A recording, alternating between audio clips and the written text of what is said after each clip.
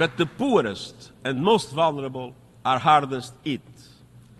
Climate hazards are blowing a hole through the budgets of many African countries, costing up to 5% of GDP every year. And this is just the start. We are on course to careen past the global limit of a 1.5 degree temperature rise. But as the problem gets worse, solutions are getting better. Renewable prices are plummeting, rollout is accelerating, and lives are being transformed by affordable, accessible, clean energy. Renewables don't just generate power, they generate jobs, wealth, energy security, and a path out of poverty for millions. But developing countries cannot be plundered in that journey. Our panel on critical minerals has recommended fair and sustainable ways to meet global demand for these resources which are essential to the renewables revolution. Excellencies, a future without fossil fuel is certain. A fair and fast transition is not. That is in your hands. By next year, every country must produce an ambitious new national climate action plan or national determined contributions. And this must bring national energy strategies, sustainable development priorities, and climate ambitions together. They must align with 1.5 degree limit, cover the whole economy, and contribute to every one of the COP28 energy transition targets. An International Energy Agency report released today breaks this down. By 2035, on average, advanced economies must slash energy emissions 80% and the emerging markets 65%. The G20 is responsible for 80% of total emissions. They must lead the charge, keeping with the principle of common but differentiated responsibilities and respective capabilities in the light of different national circumstances. But these must be done with a joint effort, pooling resources, scientific capacities, and proven and affordable technologies for all to be able to reach those targets.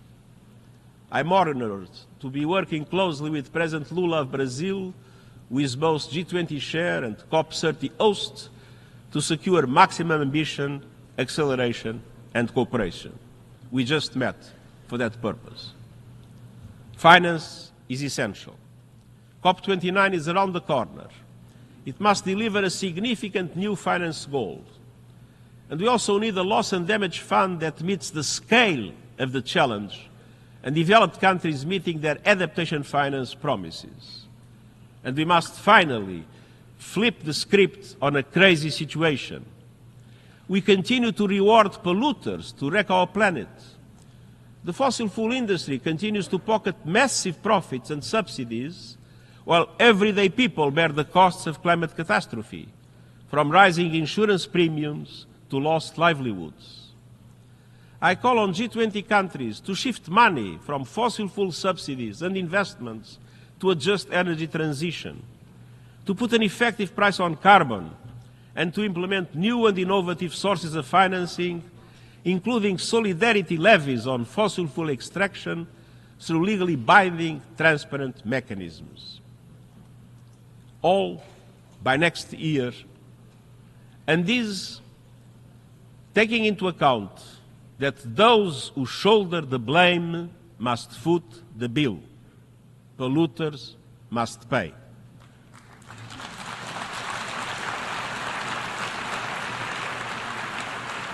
Excellencies, the rapid rise of new technologies poses another unpredictable existential risk. Artificial intelligence will change virtually everything we know, from work, education and communication to culture and politics. We know AI is rapidly advancing, but where is it taking us? To more freedom or more conflict? To a more sustainable world or greater inequality? To being better informed or easier to manipulate? A handful of companies and even individuals have already amassed enormous power over the development of AI, with little accountability or oversight for the moment. Without a global approach to its management, artificial intelligence could lead to artificial divisions across the board. A great fracture to internets, to markets, to economies, with every country forced to pick a side and enormous consequences for all. The United Nations is the universal platform for dialogue and consensus. It is uniquely placed to promote cooperation on AI based on the values of the Charter and international law. The global debate happens here, or it does not happen. And I welcome important first steps. 2 resolutions in the General Assembly, the Global Digital Compact, and the recommendations of the high-level body on AI can lay the foundations for inclusive governance of AI. Let's move forward together to make AI a force for good. Excellencies, nothing lasts forever. But the feature of human life is that it appears otherwise. The current order always feels fixed until it is not. Across human history, we see empires rising and falling, old certainties crumbling, tectonic shifts in global affairs. Today, our course is unsustainable. It is in all our interests to manage the epic transformations underway, to choose the future we want, and to guide our world towards it. Many have said that the divisions and differences today are just too great, that it is impossible for us to come together for the common good. You proved that is not true. The Summit of the Future showed that with a spirit of dialogue and compromise, we can join forces to steer our world to a more sustainable path. It is not the end. It is the start of a journey, a compass in the whirlwind. Let's keep going. Let's move our world towards less impunity and more accountability, less inequality and more justice, less uncertainty and more opportunity. The people of the world are looking to us, and succeeding generations will look back on us.